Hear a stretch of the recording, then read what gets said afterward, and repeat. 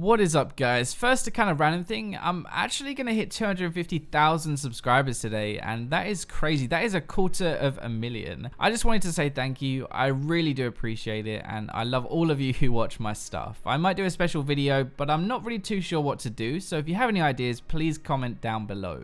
Anyway, for this video, so in League, in general, the way I think of it is like 30% of your games are probably easy wins, 30% very hard games, and 30% somewhere in the middle but winnable. The biggest reason you lose these middle games or even the easy win games are because you or your team throws a game, throws your lead down the pooper, and the enemy team pushes and ends the game. Now that's what we want to fix. We want to make sure we win these winnable games. So here are my top 3 biggest things to remember to not throw a game. Overstaying is very common and probably the biggest way of throwing, so let's start with that. This is a mix of being greedy and cocky, and that is not what we want, but unfortunately a lot of us do it anyway. The whole just like one more tower, one more auto, we can try getting in here, but I doubt they can catch us. We're really far ahead, maybe we can kill them. These are all things that go through someone's head just before they're about to throw like this. Let's look at this example. This is the safe route away, right? We just run straight backwards towards our base and we recall. The rest of them have a bit of a different idea. They're taking chickens and just kind of taunting the enemy team, really. This like half and half is what gets people killed. They could just run, but they're thinking maybe we could fight, maybe we could kill them. You'll see that this actually gets everyone killed and gives the enemy team a Baron, so not really what we wanted to do.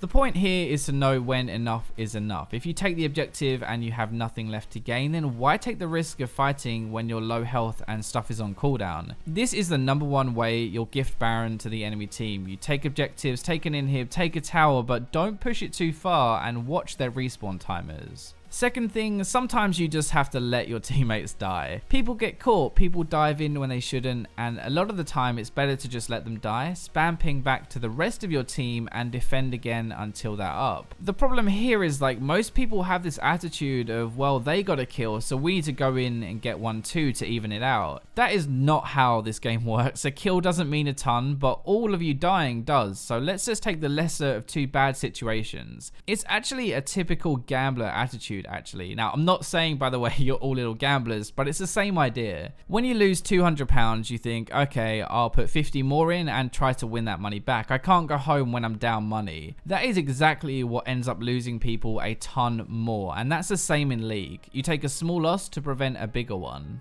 This is another example of that. Lulu gets caught, and instead of just leaving her, we try to make the most of it and fight anyway. We end up losing badly and we lose Baron, so it definitely was not worth. The better play here was actually just to all back out, let her die, and if they go for Baron, then we let them take some damage from it first and then force them away. You can't control it. Sometimes people are just dumb and they get caught, but it's what you do after that you can control. Spam pinging back, trying to stop your teammates going in, and remember that even if you lose a little, it's better than fighting 4v5 and losing a lot. Last one, just because one person on your team is fed doesn't mean you are all really far ahead and can do whatever you like. The best way of explaining this is to show you an example of a different game. I'm 8-0 at one point in the game. I'm super fed, and every fight we take around me, we win quite hard because I'm really strong. The problem is we're winning most fights and I have a lot of kills, so everyone is now thinking as a team we're ahead. It's actually really common. In reality, one person on the team is ahead and the rest of the map is like a normal game.